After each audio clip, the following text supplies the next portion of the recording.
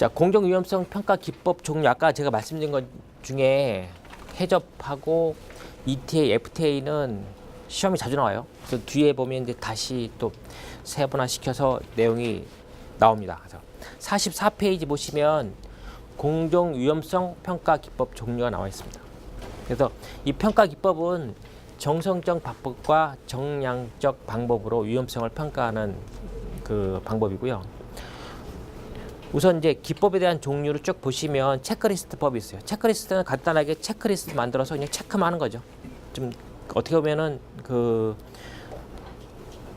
작업 시작하기 전에 해당되는 이제 작업자가 설비나 이런 거에 대한 상황을 체크하듯이 그 간단하게 뭐 이렇게 아니면 동그라미 그래서 이제 체크리스트 하는 방법이고요. 상대 위험 순위 결정은 상대적인 거예요. 상대적인 거. 상대적인 걸 놓고 위험 수치가 어떻게 높을지 나쁜지 이거는 이제 사업장별로 이제 내용이 좀 다르죠. 작업자 실수 기법 HEA는 그 작업에 관련돼 있는 운전원이나 뭐 기술자 등이 어떤 실수로 인해서 그 위험이 발생될 수 있는 그런 이제 위험성 평가 기법인데 주로 이제 정량적 기법에 포함이 되고 있습니다.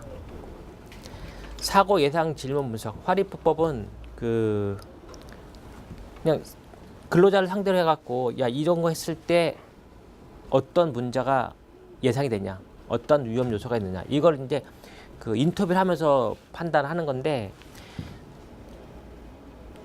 A라는 공정에 뭐 가라는 작업자가 있다 그러면 사실 A라는 공정에 그 물론 기술적인 내용은 빼더라도 이 공정을 제일 잘하는 분은 사실 이 가라는 작업자예요, 사실은.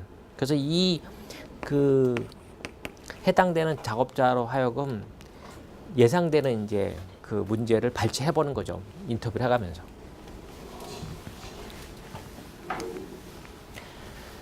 해저본 뒤에도 나오지만 정성적 평가 기법 중에 가장 대표적인 방법인데 여기는 이제 전문가가 참석을 해요. 전문가가. 몇 명의 전문가가 참석을 해서 어떤 룰에 맞춰서 결론되어 있는 내용을 갖고 등급을 뭐 1에서 5등급까지 나눠서 이제 구분하게 되어 있는데 전문가 얘기 딱 나오면요. 일단 전문가가 모인다 하면 좀 시끄러워요. 잘 모이지도 않지. 또 결론에 대한 것도 이렇게 탁탁 안 나오지. 또 전문가 육성하려면 또 시간도 많이 걸리지. 뭐 이런 것들이 좀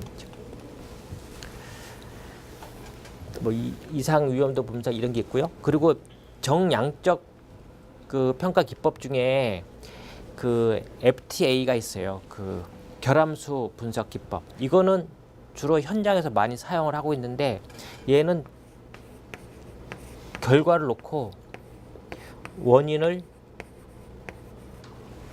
그 찾아내는 탑다운 방식이에요. 그러니까 주로 이제 연역적 방법이라고 부르고 있습니다. 뭐 뒤에 자세한 거 다시 나올 거예요. 또 하나 정량적 기법 중에 대표적인 게 사건수 분석법, 그 ETA.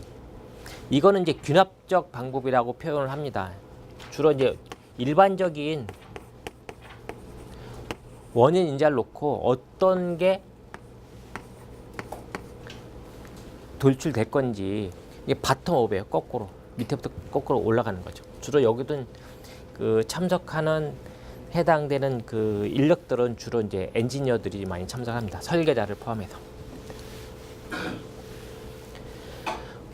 원인 결과 분석 CCA는 그 어떤 사고의 결과 및 원인을 찾아내 갖고 그 위험성을 정량적으로 평가하는 건데 좀 예측을 하는 거예요. 예측. 거의 뭐 ETA, FTA 이런 거하고 거의 유사한 기법이고요.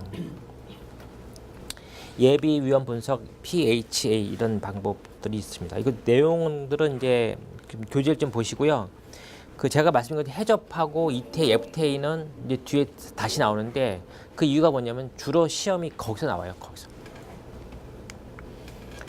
뭐 공정 위험 분석 PHR, 공정 안전성 분석 그 이 코사에서 나오는 거예요. 나오는 건데 그 주로 화학 공장의 공정 안전성을 재검토해서 사고 위험성을 분석하는 방법입니다.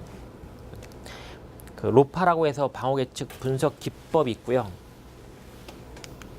그리고 이제 요즘 이제 그 표준서 때문에 작업의 표준서 때문에 이제 그 JSA라고 해서 주로 이제 작업에 대한 그 단계를 놓고 유해한 위험 요인과 잠재적 사고를 이제 파악을 하는 거예요. 그래서 혹시 이제 그 제조 현장에 그 주로 많이 쓰는 게 공정도가 있거든, 공정도. 그러면 이제 예를 들어서 자재 제조업이니까 자재를 이제 투입을 해요. 투입해서 쭉 이제 공정을 거쳐서 뭐 검사도 하고 뭐 이렇게 뭐 출하를 위해서 포장도 하고 결국에 이제 이게 창고에 있고 하는 것까지 그래서 쭉 플로우를 놓고 각각에 대한 표준의 어떠한 위험 요소가 있는 건지 그리고 이거에 대한 잠재적인 사고 요인이 뭔지 이걸 이제 찾아내는 게 이제 JSA. 사실 이거 하려면 각 공정을 정확하게 다 알아야 되는 그런 이제 그 부가적인 내용이 들어가 있습니다.